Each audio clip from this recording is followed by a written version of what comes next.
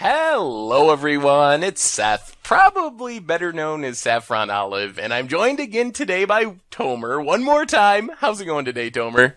I'm doing well. We're ready. We're ready now. It's the Wizards' time. Probably the most anticipated. I don't know. The most anticipated by me. I've been looking forward to the Wizard deck. So this is our last Commander 2017 review. We've talked cats, we've talked dragons, we've talked vampires. Now it's time for Wizards. So Arcane Wizardry. Tomer, before we get to the cards, why don't you give us a quick overview of the Wizard tribal deck? So the one word I would say best describes Arcane Wizardry is tricksy. You're not the best at combat damage. You're not the best at being aggressive. You're not the best at having giant flashy spells, but you are the best at these quirky, weird synergies. It's kind of like a puzzle that you put together. It's very much kind of like a Johnny deck. And it has a lot of tricks up its sleeves that don't look that intimidating by itself, but with other cards enabling it makes it a lot stronger than the pieces are a lot. You know what I mean. I know what you mean. The sum is greater than the parts. The sum is greater than the parts. That's what I get it to. I think this is.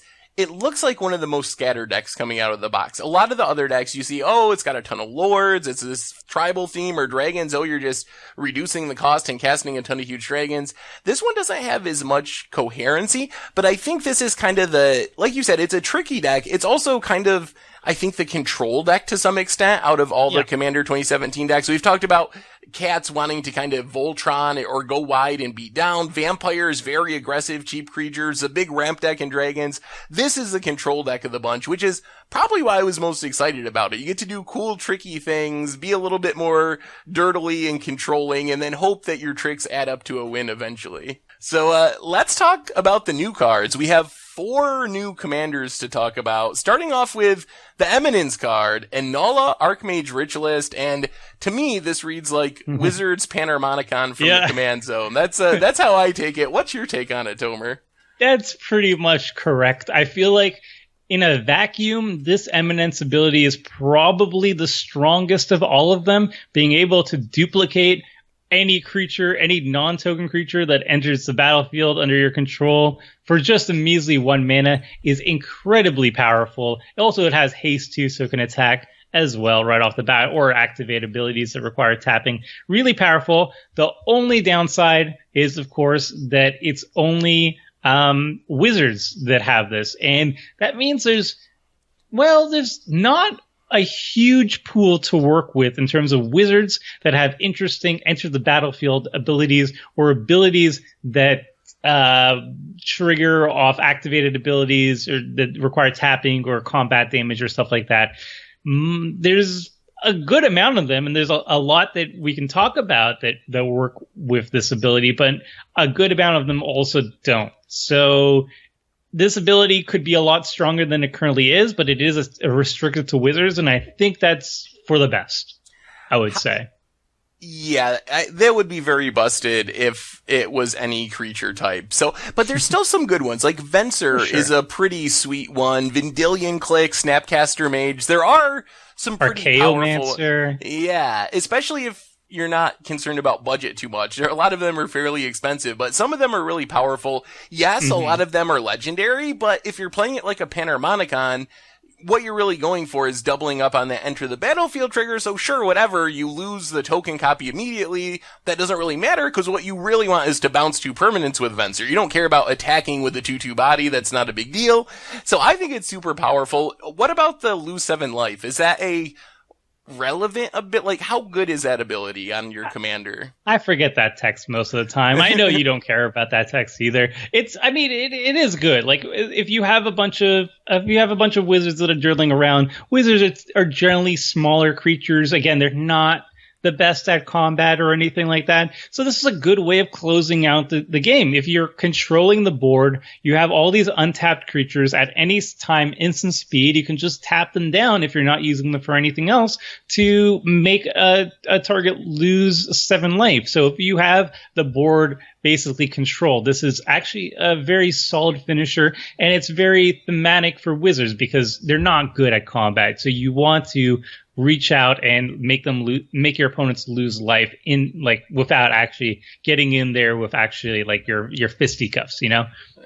And I know everything combos with this card, but seems pretty good with Paradox Engine. I mean, it seems like you can just combo kill everyone because you're in blue. You're going to have cheap card draw effects and things like that. So it seems like it'd be pretty easy to tap all your wizards and then draw a bunch of cards with some of your wizards and use those cards to just keep casting and untapping and kill everyone with Paradox Engine. But that's not really super exciting to me because everything, it seems like, kills your opponents if you have a Paradox Engine out. It's not that hard to make it work, but this is another one to add to the list. Yeah, Paradox Engine's very good. Paranormonicon's very good. Any enter the battlefield creatures that are wizards are going to inevitably be very good. I will say there is a 1-card combo with Inala. Keep in mind, I'm saying 1 card because her Eminence ability works from the command zone, so you don't actually have to cast her for this to work. But there is 1 card called Wanderwine Prophets, and I would feel like I would be leaving out something quite important if I didn't mention it. Basically, you can take infinite turns if you cast Wanderwine Prophets. What it is, it champions a merfolk. So when it enters the battlefield, you have to exile another merfolk you control from the game. And then when this creature leaves play, then the creature you exile returns to play. So it champions a merfolk, and whenever it deals combat damage to a player, you may sacrifice a merfolk, including Wanderwine Prophets, which is a merfolk. If you do, take an extra turn after this one. So what you do is you cast Wanderwine Prophets, and you copy it with Inala. So the token champions the original Wanderwine Prophets. It has hates thanks to Inala. You attack with it, you deal combat damage, you sacrifice the token to take an extra turn. The Wanderwine Prophet enters the battlefield, which was championed earlier, and then you just pay another 1 with Inala to copy it, and the ability starts over again. You take an extra turn, you attack with the token, sacrifice it, take an extra turn, and keep going. Oh. So 1-card combo. That is pretty sweet and sounds actually fairly competitive. Yeah. Oh, cool. I mean, it's a 4/4. It doesn't have evasion or anything like that. So you do need to get somebody who can't block. But thankfully, you are also in blue, black, and red, which has plenty of answers to possible blockers. So it's pretty easy to set up, I would say. Well, let's move on to our next Wizards commander, Tagum Siddisi's Hand. What do you think of this one, Tomer? So I think Tagum, the other Tagum, the white-blue Tagum is probably a stronger card, but I find it less interesting because it has a very specific way of being built, and I think it's overshadowed by Narset. I actually like Tagum Siddisi's Hand a lot more. It's a great graveyard enabler, even though there are other graveyard commanders like Sidisi, Brood Tyrant, and Tassiger Golden Fang, and many others that are competing with Tagum Siddisi's Hand. He is still good at what he wants to do, which is just fill your stuff with graveyard, take the best cards into your hand, and then start, pinging away as repeatable removal too, and setting up reanimation. I find, though, the most interesting part about the card is actually the skip your draw step part, because that is the downside of being able to just pluck the best card of the top 3 of your library and then put the rest in your graveyard. That's the downside, but that means that you can also run other cards that skip your draw step without having any overlapping downsides. It's just one downside. So, for example, Necropotence also has the same downside as skipping your draw phase, and you can instead, just draw a bunch of cards instead. Very, very, very powerful. If you want to be really cruel, though, there's a card called Possessed Portal. If a player would draw a card, that player skips that draw instead, And at the end of each turn, each player sacrifices a permanent unless they discard a card from his or her hand. Tagum is not drawing a card. He's just taking a card from the top of his library and putting it into the hand. So you get around you can't draw a card. And you still have fodder to discard to the possessed portal so you don't have to lose all your permanents. So all your opponents will lose all their permanents, and then you can discard the portal and actually finish them off. So there's a lot of really cute things. There's also Null Perfusion, Psychic Possession, Zir's Weirding, and I'm sure other cards as well that also work very well with skipping your draw step. So is that where you think that this fits? Like, will you play this just as a value graveyard commander, or do you really want to be building around it and taking advantage of the skipping your draw step thing? Tagum will shine the most around a skip your draw step deck. He is still a great general for a graveyard shenanigans deck, though. You're just efficiently putting cards into your graveyard that you can reanimate later and set up for bigger plays. I think he's really great at that. It's just that there's so many commanders out there that do the same thing that he doesn't really stand out that much in that role. Well, let's move on to our next Wizards commander, and this is an exciting one. Marcelle the Pretender. Tomer, this one's kind of like slightly necrotic oozy, but without so much commander potential. However, it does come from your command zone, so you always have access to it. What do you think of this one? This is probably the most hyped commander of the entire set, and I think for good reason. Marcelle is just getting brewers so excited about all the possibilities because it's just so open-ended what you want to do with him, and that's really, really exciting. I know some people brought up online that you can exile Quicksilver Elemental to get around his activate each of those abilities once per turn, because Quicksilver Elemental basically can pay 1 blue mana to gain all activated abilities.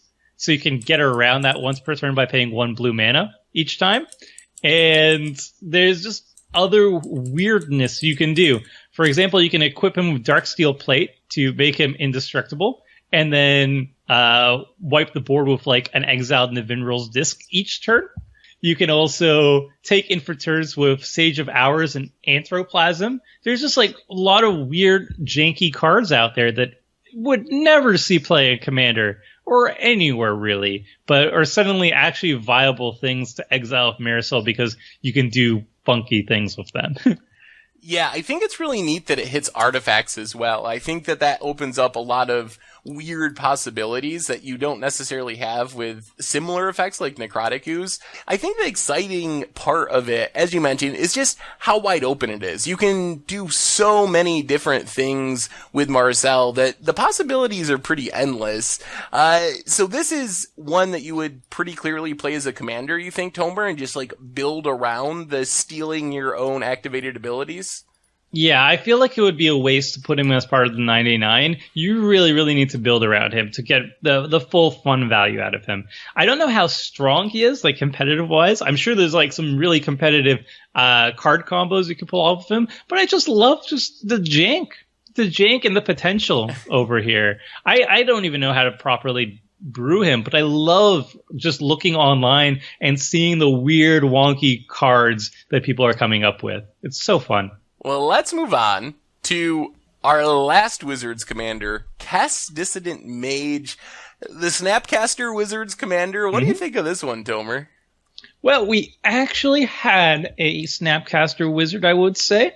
I was trying to do a snobby voice. I hope that worked.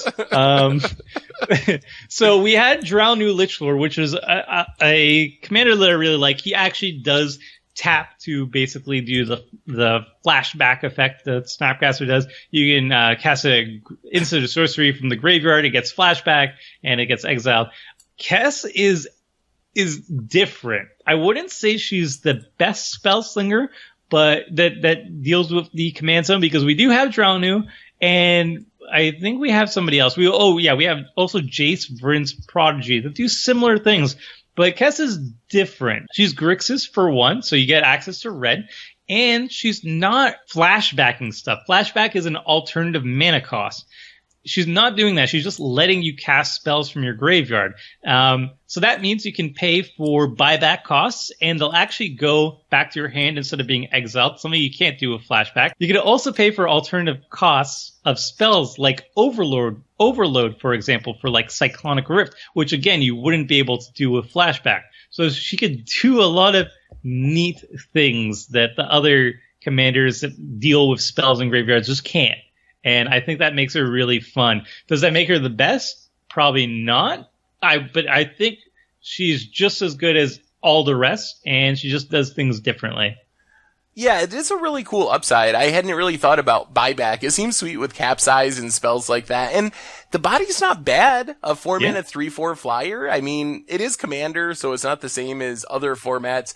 But I think it's a pretty powerful effect, even just for value. I don't think you necessarily even have to build around it that much. Just being able to flash back a spell.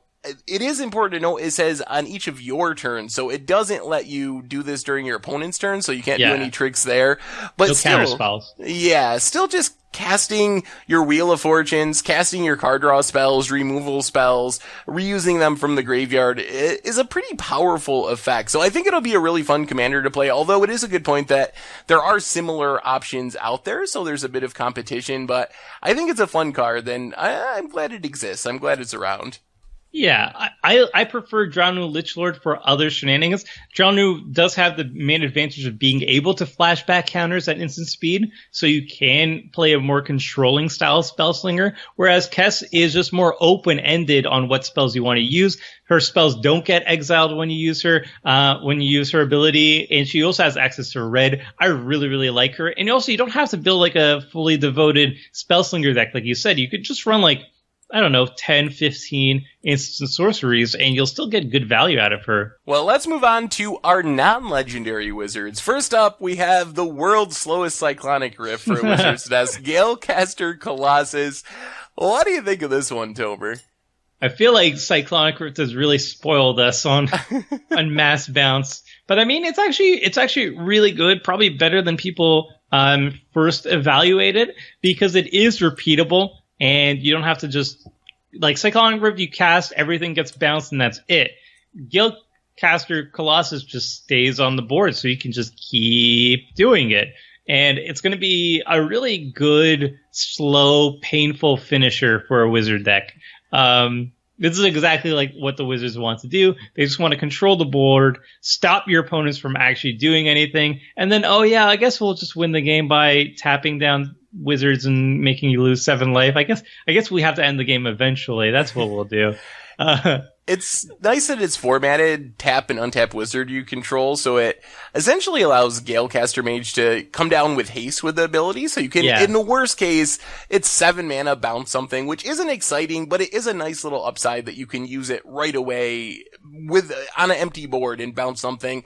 So, I mean, I think it's fine. If you have a bunch of wizards, it can obviously be pretty powerful and just bounce everything, and the repeatability is a nice upside, but 7 mana is quite a lot. So I could envision wizard decks that wouldn't play Galecaster Colossus as well.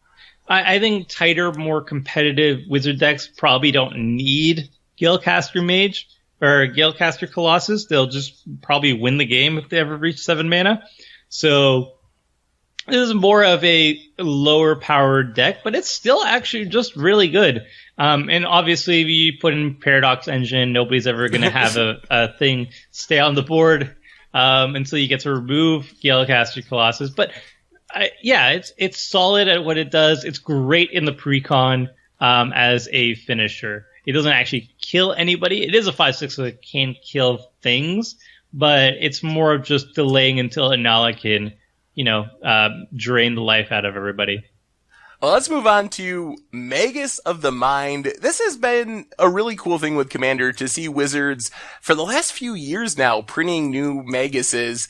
And this one is a pretty good one, I think. What do you think of this one, Tomer? Well, like most of the Maguses, I think the original card is a lot better. Like in this case, Mind's Desire, which is what Magus of the Mind is the creature form of, I think is just a better spell because decks that want to cast Mind's Desire are generally Spellslinger decks chock full of instants of sorceries and just want to cast a bunch of them in one turn and then end up with a Mind's Desire and then probably cast a big Storm Crown card and win the game that way. Magus of the Mind is going to fit the same style of decks, I would say, but is just slower. It doesn't have haste, so you can't immediately cast it. It's also a creature, so it can be removed before you can cast it. But at the same time, it also has its upsides. It is a wizard, so it does benefit from wizard tribal stuff. It is a creature, so you can actually reanimate it. You could also give it haste to get around its activated ability. Also, you can cast it or flash it in before you actually want to go off, or the turn you want to go off. So, for example, you could flash it the end step before your turn begins, and then you can just basically cast your Mind's Desire for only 1 blue mana, which means you can cast more other spells. You can raise the storm count and go off even bigger. So there are some merits to Magus of the Mind. It's a fine card. Yeah, I also like the fact that it's a creature for reanimation purposes. I think it's probably going a bit deep, but there are some effects out there. You think like Corpse Dance, for example, Apprentice Necromancer, that would allow you to reanimate Magus of the Mind for much cheaper than its 6 converted mana cost, for like 2 or 3 mana. And you can do that, and then it's going to have haste, so you can activate it right away. So maybe there's some weird storm build that can take advantage of the reanimation aspect of Magus and make it basically like a 3 mana Mind's Desire rather than a 6 mana Mind's Desire. Yeah, there's going to be some builds that are actually going to like Magus of the Mind a lot more. I will also say that on a practical level, if you're playing like a physical game of Magic, not on Moto, Mind's Desire, if you read it, every single time you resolve a copy, you have to shuffle your deck, which in practicality, if you're playing a physical game of Magic, is really annoying, shuffling 99 cards every single time you want to resolve one of the triggers. Magus of the Mind does not require you to shuffle that many times. You just shuffle once and that's it. So yes. That's actually a practical benefit of the Magus. Yeah, that is definitely a nice bit of upside there compared to all the shuffling. Anyway, let's talk about... Well, we talked about this one before, so we'll keep it brief. Bloodline Necromancer, if you want to see a full discussion of this card, we talked about it during the Vampire video, but during the Vampire video, we said it's mostly at home in the Wizards deck. Any additional thoughts on Bloodline Necromancer, Tomer? I mean, the reason why we say it's even better in the Wizards deck is because it functions so well with Finala. Now you just cast Bloodline Necromancer. If you have 6 mana, you're returning 2 wizards from your graveyard to the battlefield as opposed to just 1. Yeah, I mean, that's really good. A lot of value for 6 mana. And Inala is sitting in your command zone. You always have access to it, so no matter when you cast it, you're going to have that effect. So I think it's super good in this deck, way better than the Vampire deck. And I don't know, I mean... Panharmonicons like enter the battlefield triggers, and Inala, it's a wizard Panharmonicon. So anyway, let's move on to It Chemister, interesting goblin wizard. So this one I'm a little bit excited about. It's kind of slow, but one thing I've realized building against the odds decks, it is super hard to cheat big instants and sorceries from your own graveyard into play. That's a really tricky thing to actually do. So what do you think about this, Tomer? How much potential does It Chemister have? I feel like it requires a lot of support for it to be good. That's why I'm excited to see what you brew with it, but it takes a lot of support. Let's just say playing it like just by itself. You're paying 3 mana to cast a fragile creature. Then you're paying another mana to exile 1 instant or sorcery from your graveyard. Then you need to wait at least another turn to untap it and pay 2 more mana and sacrifice it to cast that single spell. So that's 6 mana over 2 turns to cast 1 spell from your graveyard. And hopefully nobody kills it before you actually get to cast it. So by itself, not good. I would say pretty terrible. It does get a lot better if you are running more broken cards like Paradox Engine and Jeskai Ascendancy that can untap it immediately. And then if you have Just Guy Ascendancy and Paradox Engine and like Mana Rocks, for example, or Mana Dorks that can tap for mana, you can actually go off a bit and cast a bunch of spells from your graveyard and exile them all with your Is It Chemister, and then sacrifice Is It Chemister on the same turn to cast all the spells that were exiled. So it could go off really big and could be really sweet, but you really need specific cards on the battlefield supporting it actively, or else it's pretty terrible. Yeah, the big downside is the wait an extra turn part. So I think you're right. To really efficiently harness the power of Is It Chemister, you need to devise a way to do everything all at once, when I think it can actually be pretty powerful. Waiting an extra turn, it's only a 1/3, which means pretty much anything is going to kill it. So the odds that your opponents are going to see, oh, they have Enter the Infinite in their graveyard and they just cast Is It Chemister, let's just let that live until next turn and hope that nothing goes wrong. That's not going to happen very often. So I think it's more like this build around combo card, but I still think it can be pretty powerful in the right build. Yeah, I think if you are in a deck that is Just Guy Ascendancy, is Paradox Engines, and you have all the pieces already there and you're doing that sort of play anyway, then just Is It Chemister is going to be a really strong all-star in that deck, like that pre-existing deck. I wouldn't just jam it anywhere and expect it to do well, but if you already are looking for that style of deck, it's going to be pretty good. Yeah, I think it's definitely something for specific decks, as you mentioned.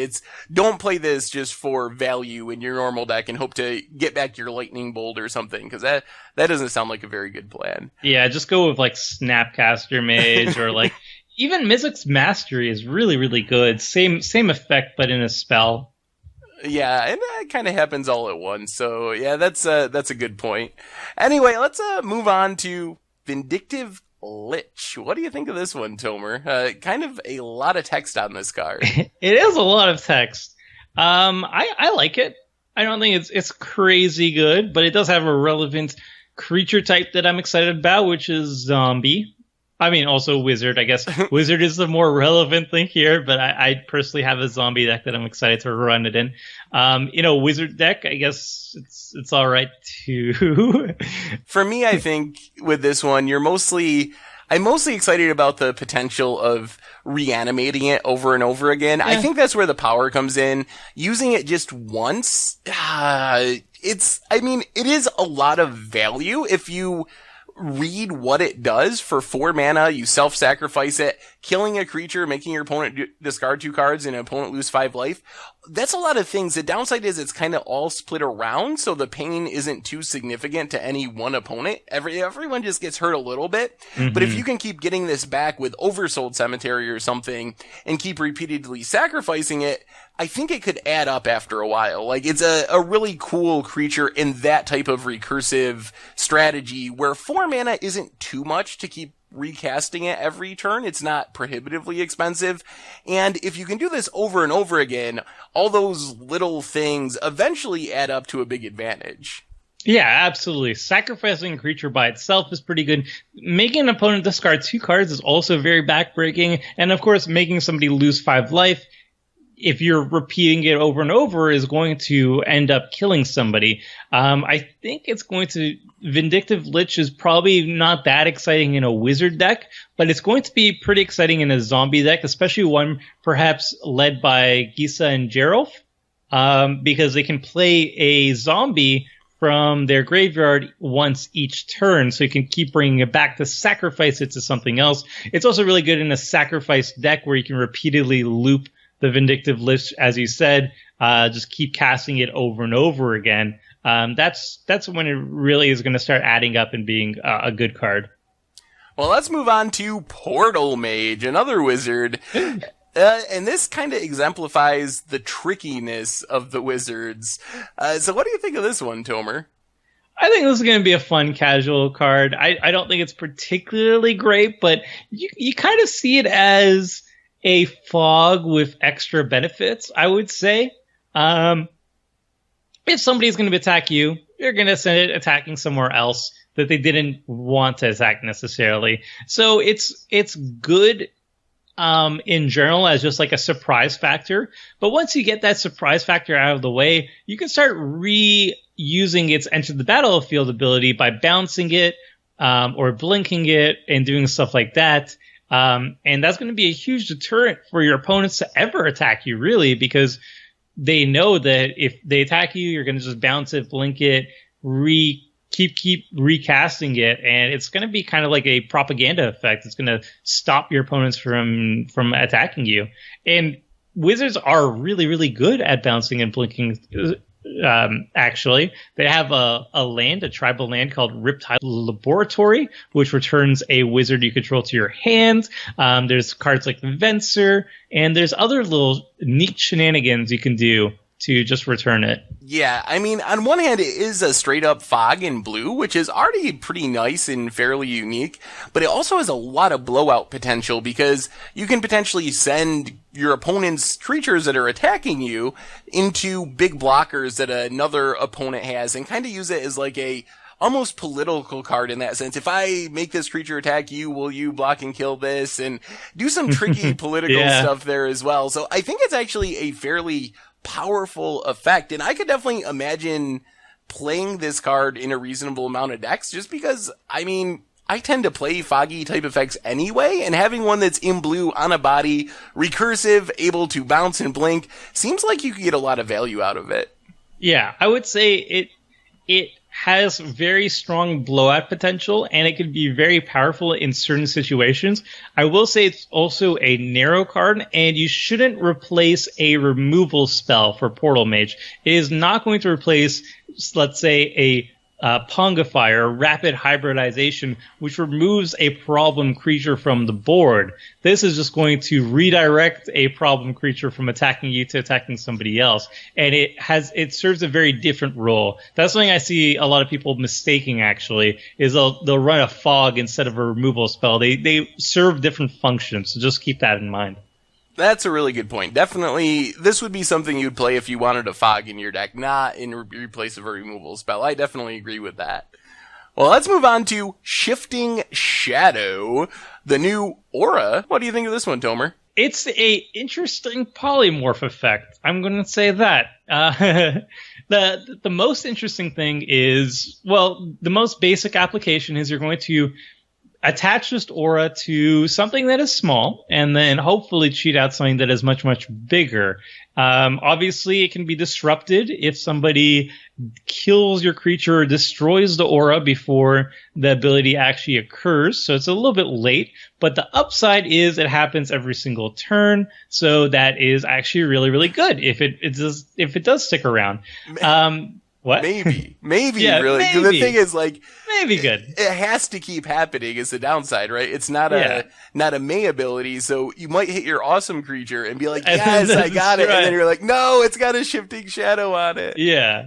So there's a lot of ifs to make this card good in a vacuum. There is one cute way of really taking advantage of Shifting Shadow, though, and that's putting Shifting Shadow on a creature with Indestructible, because unlike a lot of polymorph variants, Shifting Shadow doesn't sacrifice the creature, it only destroys the creature. So if you put it on a creature with Indestructible, like Avacyn Angel of Hope, for example, not only is the creature not likely to die, it blanks a lot of removal that your opponents will have, but also it will be destroyed, and I'm using air quotes, but you can't see it. But the destroy effect will happen. Nothing happens. It will stay on the board, but you'll also get to search up a new creature. So that's kind of neat. That is actually a really good point. That gives you just a free creature every single turn. So I guess that makes me like this card a lot more. I didn't really think of that. For some reason, I just assumed that you sacrificed it, but that could actually be a janky, fun kind of build around. Just get a random free creature every turn from your deck. Yeah, it works best with Mass Indestructible, obviously. So Avacyn Angel of Hope is one of the best candidates. Also, Archangel Avacyn is great and also can be your commander for this type of shenanigans because she has access to white and red. And you could just like cheat out stuff like Blightsteel Colossus to keep the fun going. Indestructible Tribal featuring Shifting Shadow. Pretty much. Or even maybe a sacrifice deck. that cares about your creatures dying, then Shifting Shadow can be useful there too. Maybe a Rakdos deck. And Panharmonicon. Always Panharmonicon. Of course. All right, let's move on to Kindred Dominance. So this Wrath, Tomer, is this finally a good Wrath from Commander 2017? It's a lot of mana, but it's kind of most often going to be a Wrath that doesn't harm your creatures? Yeah. I mean, I saw initial reviews of Kindred Dominance. People were not that excited about it. They're like, oh no, it's an overpriced Wrath. But not really. I mean, I see a good bunch of people running a 7-mana board wipe called Plague Wind or In Garruk's Wake, which says destroy all creatures you don't control. And they can't be regenerated, or Garruk's Wake is destroy all creatures and planeswalkers you don't control. Either way, it's actually a pretty good board wipe. It's asymmetrical, so you can play a tribal deck that has a lot of creatures and have a full board and still wipe your opponent's creatures, which is great. Yeah. In a tribal deck, this is a 7-mana Plague Wind, which is generally a 9-mana spell. So, I mean, if you like Plague Wind and In Garruk's Wake, and you're playing a tribal deck that, is creature heavy, so you're going to get hurt by your board wipes more often than maybe like creature light decks, then Kindred Dominance is going to be really, really good. Yeah, it seems great in zombie type decks, vampire type decks like that. It seems very good. Because not only is it going to clear away the board, I think in the Wizards deck, it's like a Wrath and you get to keep a couple 2/2s and that's cool and all. But if you can build up a big board of creatures and use this as a way to just clear away all your opponent's blockers for one turn and attack with a huge zombie horde, it can kind of be your finisher too. And 7 mana to just win the game is kind of the going rate for those type of spells in Commanders. So I think if you can build a deck that has enough aggressive creatures of the same type, it could be very strong. Yeah, I think of the precons, Kindred Dominance probably works the best in Vampire deck because the Vampire decks invest a lot in their creatures. They don't want their creatures to go away. The Wizards deck is kind of like, I mean, you can blow up my thing. I've already had my fun with it. It's just a body now. But the Vampire deck actually was like, no, we put all these +1/+1 counters on our creatures. Please don't wipe us. So I think Kindred Dominance is going to be quite good there. Not so much in the Wizard deck. Well, and finally, I think we've actually talked about all of the uncommons in the Wizard deck already over the previous installments of the series, but you do get Curse of Opulescence, Curse of Disturbance, Curse of Ferocity, and Mirror of the Forebears. Any Wizard-specific thoughts on any of the uncommons, Tomer? I'll just say that Mirror of the Forebears seems sweet in the Wizards deck in specific out of all the decks that it's in Commander 2017. Anyway, that brings us to the end of Arcane Wizardry, the Wizard tribal deck. So, Tomer, any final thoughts on the deck on the way out the door? I will say that there's a lot of rumblings around that Arcane Wizardry is the weakest in terms of power level of all the precons. And if you're playing them right out of the box without any alterations, it might have like the lowest win percentage just because Wizards of the Coast probably had to take many steps to make sure that the deck is not too strong or too oppressive. The upside, however, if you are looking to upgrade one of these pre-constructed decks, I would say that the Wizards deck is the one that has the highest potential of upgrading in terms of power level, in terms of competitiveness, and in terms of just like a robust card pool, because we have a lot of Wizards out there. So if that's something you're interested in, then check out the Arcane Wizardry deck. But in general, all these decks are fairly good, fairly even against each other. And if you do like playing a tricky deck, if you do like playing a deck that doesn't really want or care about combat damage and is more about dirtling and synergies and assembling combos and stuff like that, that's why you pick Arcane Wizardry, and that's why I pick Wizard Tribal. So, Tomer, since this is our last Commander 2017 review, one more question. So, say, for some reason, the cards were releasing on Magic Online next week instead of in November. We are sitting down to Commander Clash, Commander 2017 edition. You get the first pick of the draft. What deck are you taking? I think the Vampire deck You would take vampires? I think I would stick with wizards, I think. I think I would have the most fun playing wizards. I think that's the most Seth deck, yeah. I don't know. I've always had a soft spot for wizards. I built budget with, I've had a soft spot for vampires. I've built a budget vampire deck fairly recently too, and I'm excited to try out a Mardu aggressive tokens vampire deck. And I just hear good things about that pre-constructed deck, so I'd love to try it out. Love to try out New Blood too. I want to steal one of your special wizard tribal cards and then use it for my vampires. Maybe like Guildcaster Colossus. Oh man, that would be so busted in the vampire deck with all the tokens. Ooh. Yep. Oh wow. Well, that brings us to the end of our Commander 2017 reviews. So Tomer, thanks again for hanging out. It's always fun. Always a pleasure, Seth.